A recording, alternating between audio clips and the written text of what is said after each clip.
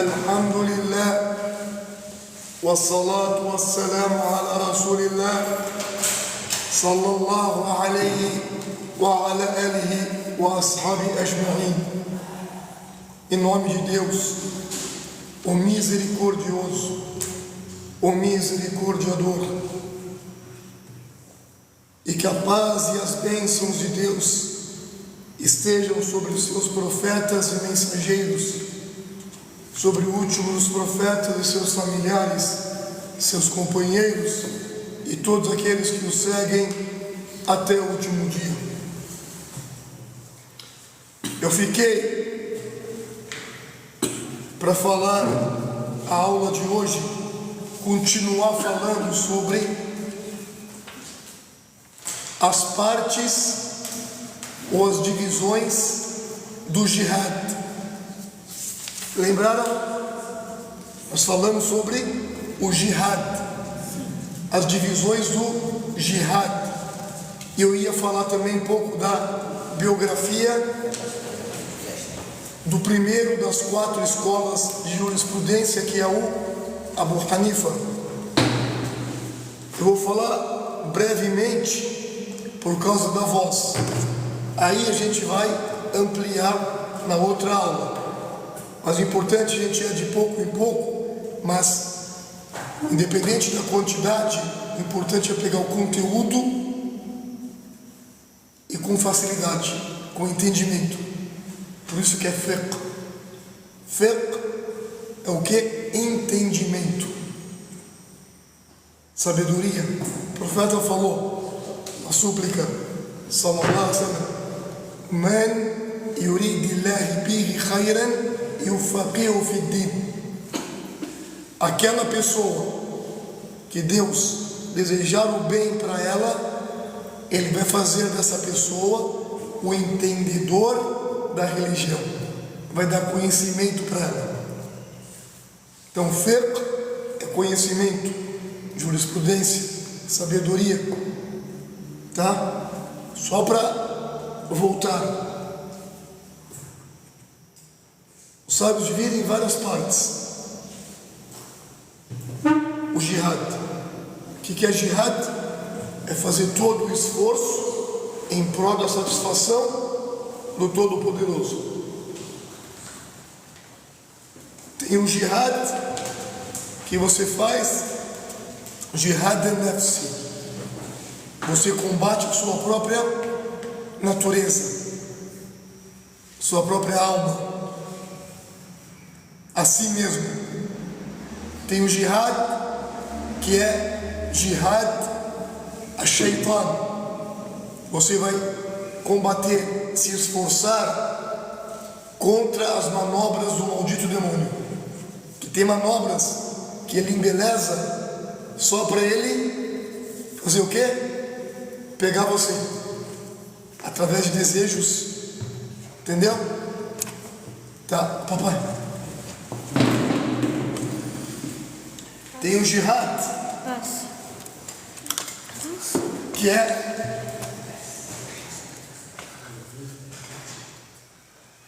daqui a pouco. Arruma aqui e vai lavar com ele. Tá, pai, só deixa eu arrumar então. Peraí. Pronto. Tá. Tem o jihad, que é o jihad. Falei qual? Tá. O outro, jihad al-munafiqin. Se esforçar e combater os hipócritas ou a hipocrisia. E tem o jihad al-kufar, combater os infiéis que te combatem. Mas esse último que eu falei, os sábios falam, esse é o ponto menor do jihad. O jihad, digamos assim, todo esforço é difícil. Desses aqui é o mais fácil. O mais importante e o topo é o jihad nafsi. É você combater a tua alma, combater o seu ego, a sua ignorância. Entendeu? Para isso, precisa de conhecimento. Sem conhecimento, não iremos jamais fazer nenhum jihad.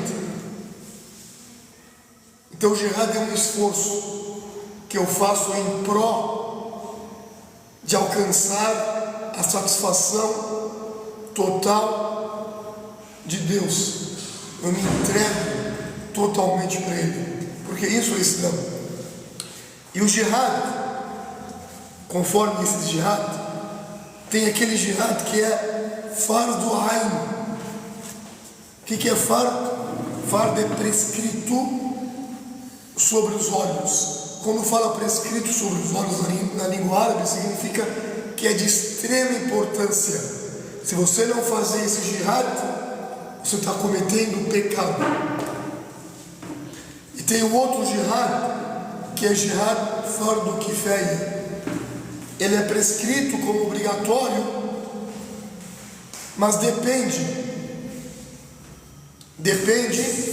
se um grupo de pessoas da comunidade está praticando, por causa que esse grupo está praticando, então ele não obriga todo mundo a praticar.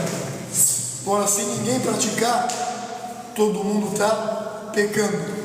Mesma coisa, por exemplo, da reza do Eid. A reza do Eid al-Fitr, que após o Ramadã tem a nossa festa, tem a reza da festa. E o Eid al-Adha, a festa do sacrifício. Essas duas rezas, que é anual, é fardu kifaya. Se um grupo da comunidade foi e está levantando, não é obrigado para todo mundo. Agora, se ninguém aqui da comunidade fazer, todo mundo vai cometer pecado. Entendeu? O Juma não. O Juma é obrigado, independente, para todo mundo. Fardu ain. Você entendeu? Então, o jihad é a mesma coisa. Tem grupos de jihad ou partes de jihad que é fardu ain, de extrema importância. Outros fardu kifaya, outros wajib, é obrigado, mas nem tanto. Entendeu? O jihad al-nafsi, que é o primeiro, é fardu ain, é obrigado para todo mundo. Entendeu? Como eu falei, eu não vou esticar por causa da minha voz. Eu só vou entrar rápido na questão das 4 escolas. E essa questão do jihad é questão de jurisprudência. A jurisprudência islâmica é sabedoria, conhecimento. O conhecimento dentro da religião é um mar de conhecimento. Quando eu mergulho, eu vejo que eu preciso mergulhar mais. Cada vez que eu pego conhecimento, você vai ver que você tem que pegar mais. Nunca acaba. Os sábios falam, conhecimento, você sempre tem que ir em busca até o seu último dia de vida. Sempre aprendendo. Entendeu? Então, tiveram várias escolas de jurisprudência islâmica, várias. Só que as 4 mais conhecidas no mundo, que mais se destacaram, é Hanafi, Maliki, Shafi'i e Hanbali. Por quê? Quando fala Hanafi, está dando origem a Abu Hanifa, aquele grande homem, o grande sábio Abu Hanifa. Quando fala Malik, está dando origem a Malik bin Anas, o grande sábio, que aprendeu dos alunos do Abu Hanifa.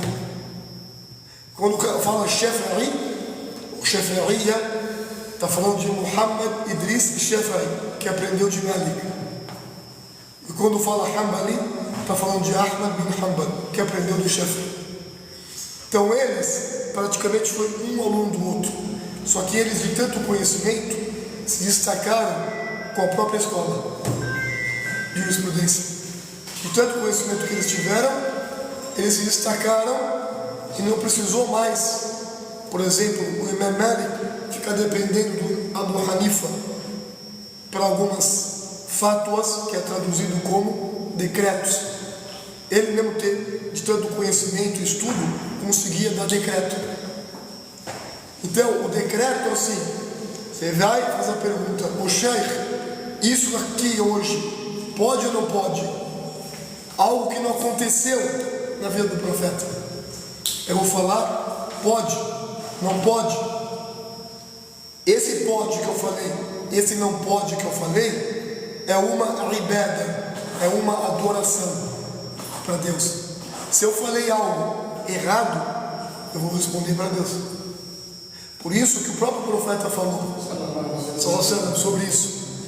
Quando uma pessoa esforçada, que foi em busca do conhecimento, dá um decreto e acertar, está de acordo com o Corão e a Sunna, o seu decreto, essa pessoa terá duas grandes recompensas. Agora, se ele dá um decreto e infelizmente o decreto não está em concordância, mas essa pessoa é esforçada no conhecimento, é do povo do conhecimento, esse decreto não está em concordância ao Corão e à Sunna, ele terá apenas uma recompensa, não pecado, porque ele tem esforço para o bem. Então, os dois esforços, porque ele se esforçou por causa do conhecimento e se esforçou para ensinar o próximo. O outro não, ele errou, mas ele se esforçou, então terá uma recompensa. Então só pode dar decreto pessoas que estudaram, que foram em busca do conhecimento. Não é qualquer um. Só que hoje você abre as redes sociais e todo mundo é sábio na religião do Islã. Isso pode, isso não pode, isso é certo, isso é errado. Você fica até assim. Os sábios, quando você vai ali nas faculdades islâmicas do mundo inteiro, não só na Saudita, você pergunta uma questão bem simples para o sábio, ele para, pensa, não sei. Aí o cara pergunta, não, você não entendeu, chefe. Eu estou perguntando sobre o siwak. Ele falou, não, você não entendeu. Eu falei, eu não sei, Deus é que sabe. Outros até choram, porque tem medo de falar uma coisa e depois vai arcar as consequências com Deus. Então você não é porque eu li o Alcorão ou fiquei 4 anos numa faculdade que me tornei um grande sábio que eu vou sair dando fato, não decreto. Entendeu? Decreto é adoração. Quando você fala isso, você está sendo o quê? Os anjos estão escrevendo e você vai prestar contas com Deus, porque um decreto seu, você pode orientar a pessoa, você pode também desviá-la. Entendeu? Então, essas 4 escolas se destacaram de tão sinceras que elas eram. Então a gente vai ler a biografia delas para ver como elas eram esforçadas no caminho do conhecimento. Não era qualquer pessoa que abriu uma rede social e saiu dando decreto. Eles viajavam quilômetros, não tinha avião, não tinha carro, viajavam a pé pelo deserto ou montado num burro para conseguir um conhecimento, apenas um hadith do profeta. Entendeu? Se esforçavam pelo conhecimento. Então essas pessoas ficaram conhecidas como as 4 grandes escolas de jurisprudência. Entendeu? A primeira escola é o mais velho de todos, que é o Abu Hanifa. O Abu Hanifa, muitos falam, quando ele nasceu, ele chegou a ver os companheiros do profeta. Outros falam que ele presenciou a vida de um companheiro do profeta.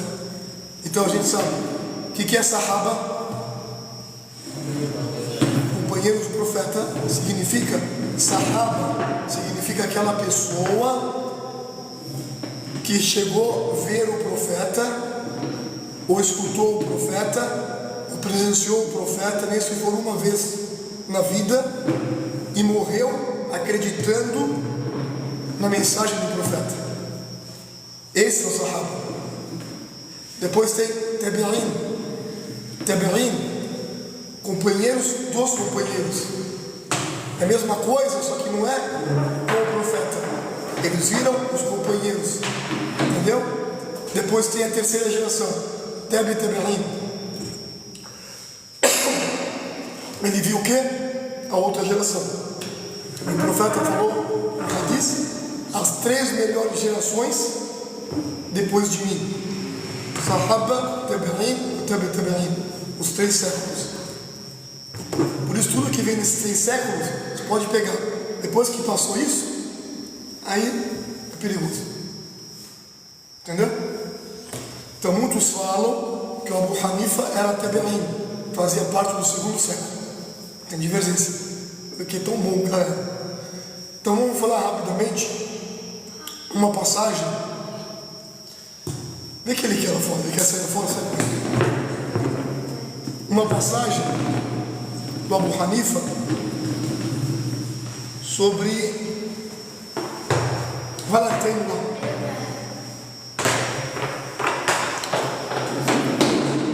Uma passagem do Abu Hanifa, fica aqui. Uma passagem do Abu Hanifa que é interessante, que ele chama Nu'man. Ele quer brincar, ele pode brincar. Nu'man bin Thabit. Nu'man bin Thabit significa Nu'man, filho do Thabit. Esse Thabit foi conhecido como um Tabi'in. Por isso que Abu Hanifa é Tabi'in, 2ª geração. Dizem que o Thabit, o pai do Abu Hanifa, ele presenciou Ali bin Abi Talib. Quem que foi Ali? Foi o companheiro do profeta. Foi o 4º sucessor do profeta. Foi o genro do profeta. Foi o primo do profeta. É um dos 10 do paraíso. E o Ali, quando olhou para o Thabit, falou que Deus abençoe essa criança e faça ela ter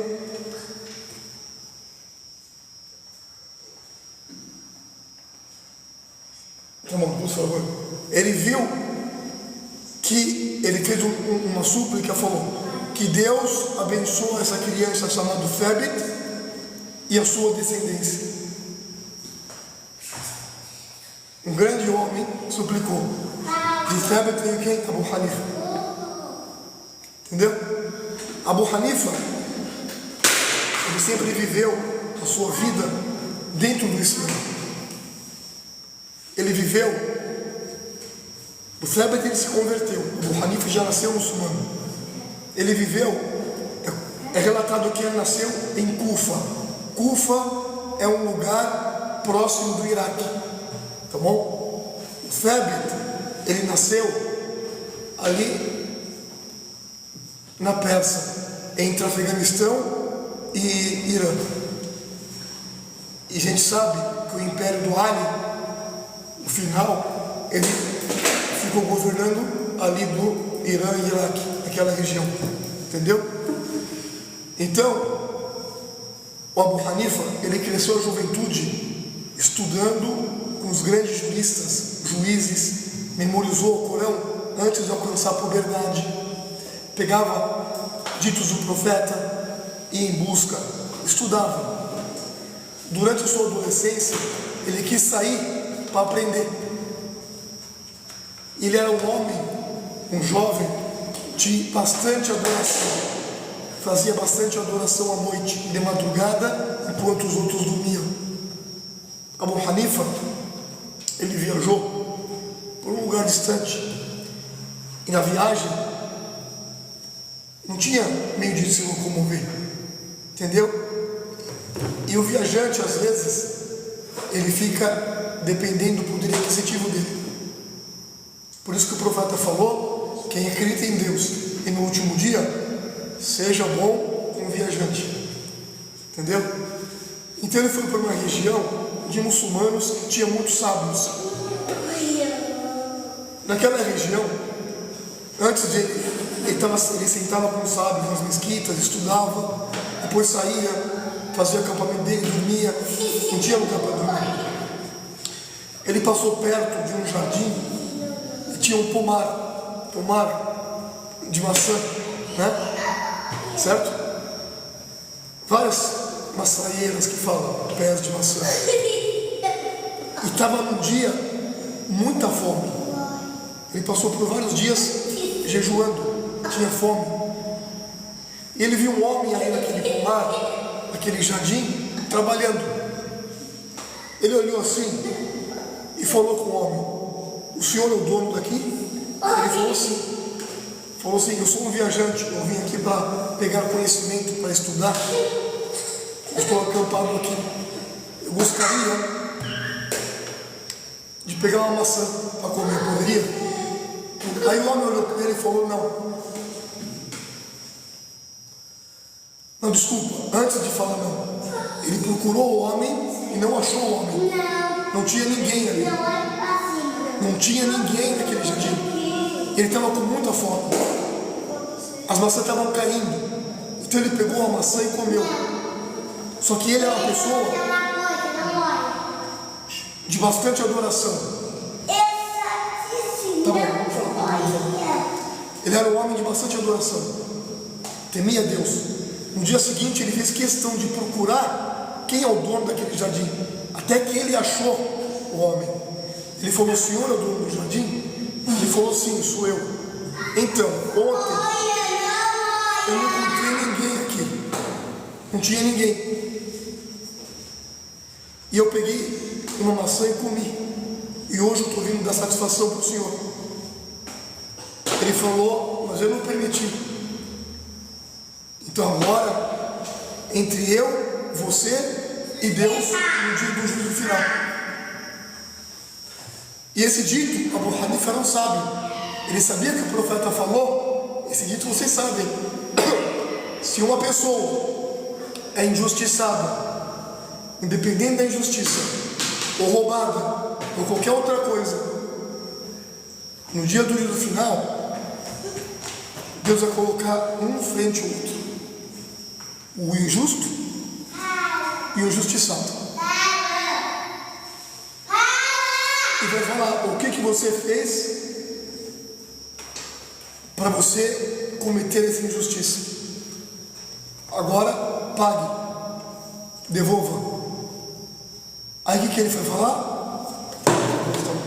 Ele pegou, Deus vai falar, se você tinha rezas, jejum, peregrinação, caridade, vamos pegar as suas adorações na proporção da sua injustiça e vai dar para ele. As suas benfeitorias vai dar para o injustiçado. Se você não tiver benfeitoria, o injustiçado vai pegar os pecados dele na proporção da injustiça e colocar nas suas costas. Justiça divina.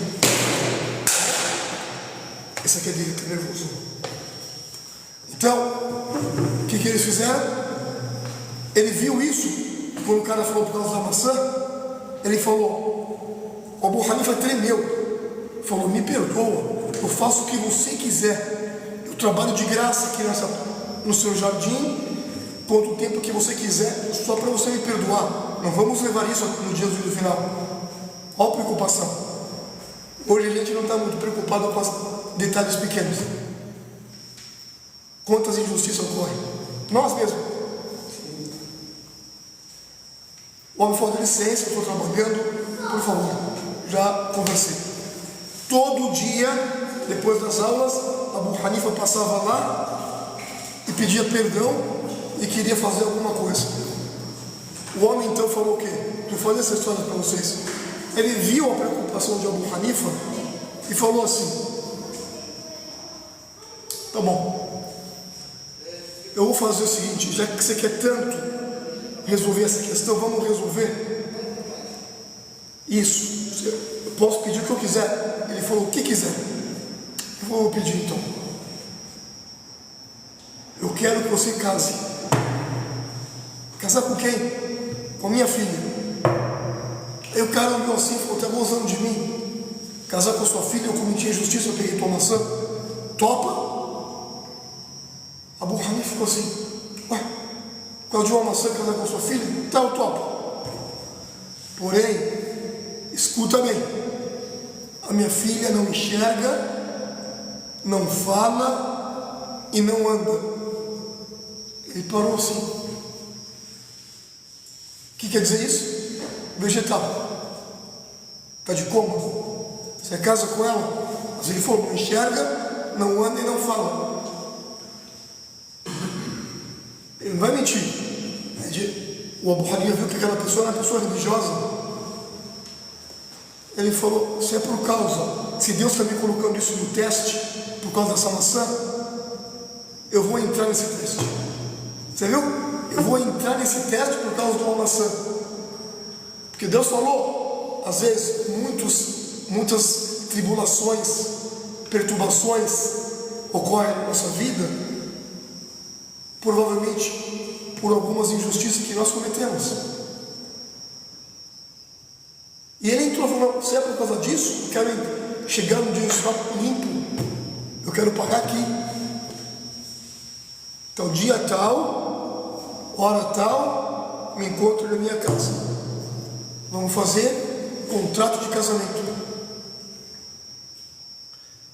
Ele foi lá. Estava lá o juiz, o sheikh, testemunhas, o pai dela, fizeram o contrato de casamento. Ele entrou nessa por piedade, por temência a Deus, por causa da maçã, que é uma injustiça, ele roubou. Ele falou, parabéns, você está casado. O Hanif, parabéns, o cara, sim, já casei com uma mulher, parabéns, tem parabéns o quê? Agora eu vou te encaminhar até a tua esposa.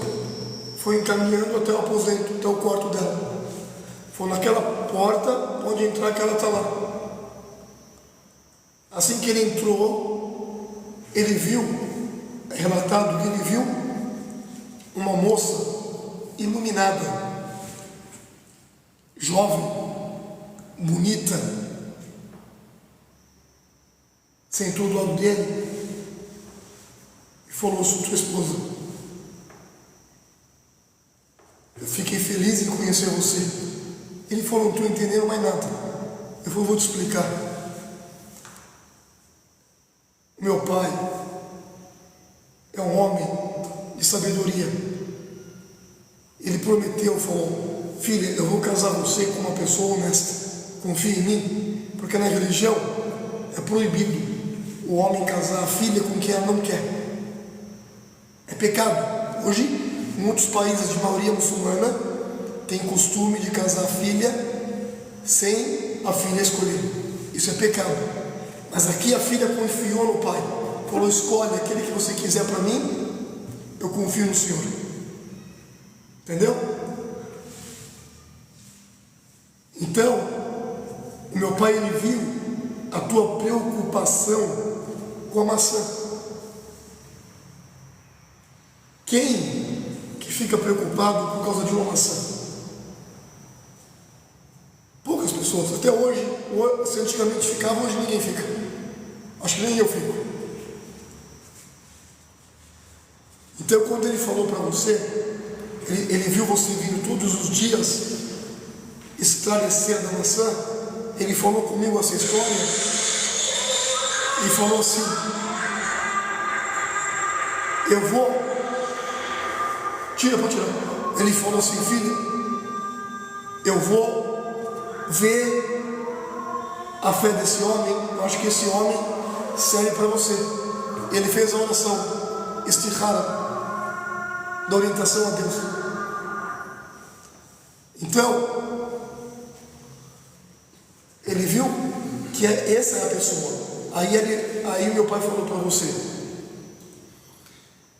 que eu não enxergo. Ele não mentiu. Ele me criou dentro dos costumes islâmicos, da lei de Deus, do Corão e da Sunna, da tradição do profeta. Então ele me ensinou a não ir ver coisas que é errado. Nós não podemos ver pornografia, não podemos ver coisas que estão mexendo com corrupção. Temos que preservar e arecatar os olhares, como Deus diz no Corão. Ele me ensinou a não escutar coisas com mentira, calúnia, piadas pesadas. Ele me ensinou que a minha língua tem que ser preservada. Que o profeta falou, a pessoa que preservar a língua, não falar qualquer coisa, e preservar o seu órgão genital, não cometer fornicação, essa pessoa terá garantia do sucesso nessa vida e o paraíso na outra. Então ele me preservou. Então quando ele falou que eu não falo coisas que vai ao desagrado do Senhor Deus. Eu não escuto aquilo que é errado. Eu não ando para onde é errado. Entendeu? Então ele não mentiu. Ele queria escolher um grande homem para mim. Foi aí, eu falei Abu Hanifa, não.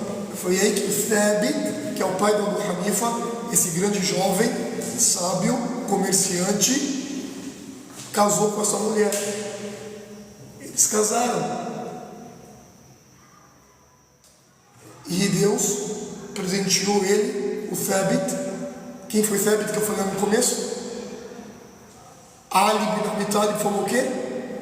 Que Deus dê para esse garoto uma família abençoada, uma prole de conhecimento.